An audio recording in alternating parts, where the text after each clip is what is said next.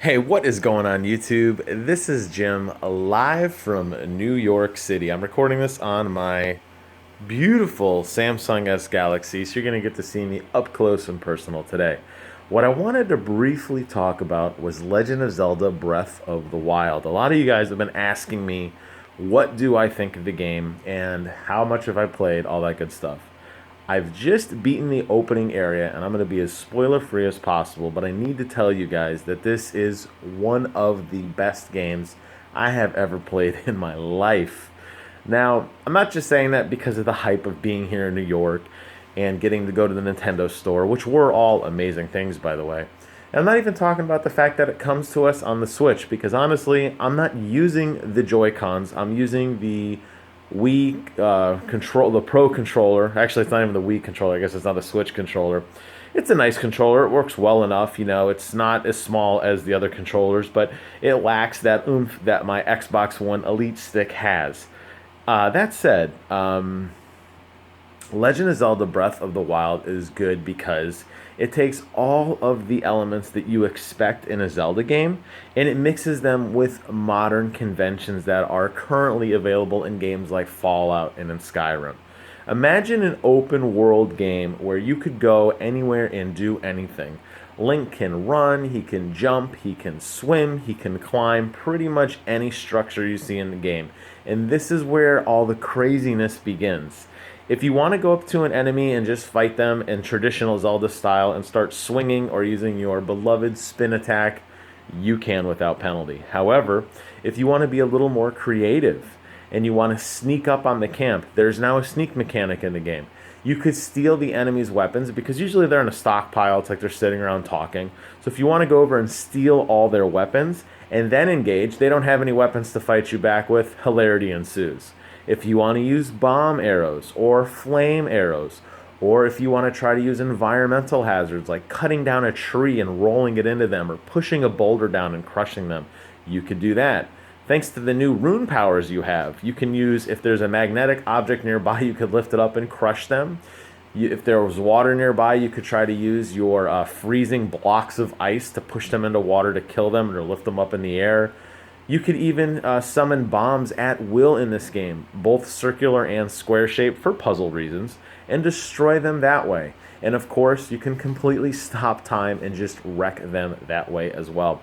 There are a slew of options in which to explore this world. So all of the cool Zelda puzzle making that made Zelda so incredible is prevalent in this world, waiting for you to discover. All these great adventures are just around the next corner. And it's one of those games that you find things on the map and you mark, and I think you get 6 or 7 waypoints. And it's good to have them because you're going to need them. You're going to see things and you're like, I don't know what that is yet, but I might understand it later. And I think that's what the joy of Zelda games has always been, is kind of self-discovery. And the game, admittedly, does not do a very good job of explaining a lot of the tutorials and the systems in terms of cooking and what kind of ingredients you need. Yes, there is cooking in the game. What kind of ingredients you need and how that works, and how do you burn boxes down, and how does fire spread, and what do these weapons do? It's kind of left up to you to explore and discover on your own. And it's those eureka moments that occur in this game that have that beautiful, Zelda touch to them, on top of, again, all the open world elements and the scavenging elements that you expect in modern RPGs. Blend that with Zelda, and you've got this game, and I have to admit, it is incredible. All the hype that I have seen online, the Metacritic scores, I believe it. And this is a strong candidate for Game of the Year already. I know we're only in March. I said For Honor was previously my Game of the Year, so I guess it goes to show just how hyped I can get myself. But just all the elements, and I have only scratched the surface. I am just leaving the tutorial zone. It looks like there's 8 or 9 other distinct zones on the map to go explore. Just now starting to get some more weapons. Up until now, I've been doing a lot of scavenging. So I'd use a weapon, it'd break once or twice. I'd have to go pick up another weapon. I'd have to be resourceful, kind of running around and understanding my environment. I have a whopping 2 rupees to my name, which is something that's a little different to me than other Zelda games.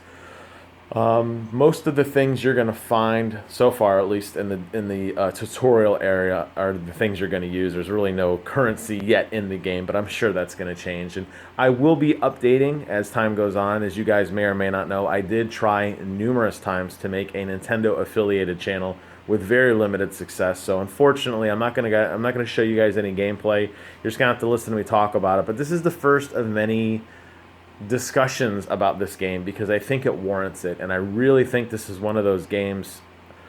I would have to say in the last couple years, I'd have to really sit down and do some hard thinking on it, but this is definitely one of those games that you really need to play if you're a gamer. This isn't something that you just pass over and say, it's really not that important. I think there's enough of us who remember what the old school Zelda was, who remember the wonder and the awe of the Dark World, and even going a little bit further on than Link to the Past into Ocarina of Time or Majora's Mask.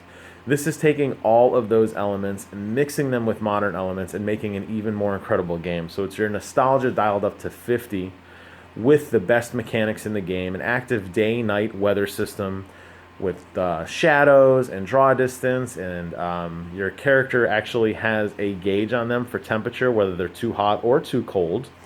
The stealth mechanic, as I mentioned, where you could sneak, and there's actually a noise meter that you have that you can crouch and kind of sneak around and use different bows and arrows to kind of like sneak up on enemies.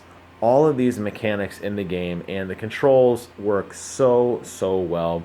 Everything is so fluid with the jump mechanic, being able to climb anywhere you want.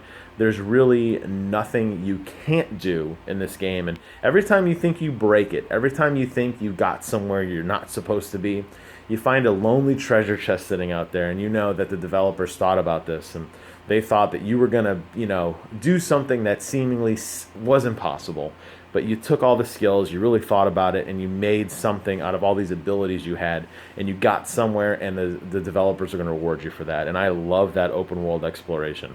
There are no achievements. I don't think it matters. The achievement is just fulfilling, your childhood dream, I guess, in that sense, and just kind of, making your character as best as they can be, getting all the best gear, finding all the fun little secrets and heart containers and all the great things that you remember. So that's my 7-minute and 30-second love fest of Legend of Zelda Breath of the Wild. Hope you guys enjoyed the video. Get out there, play some video games, and until next time, I will see you guys on the other side.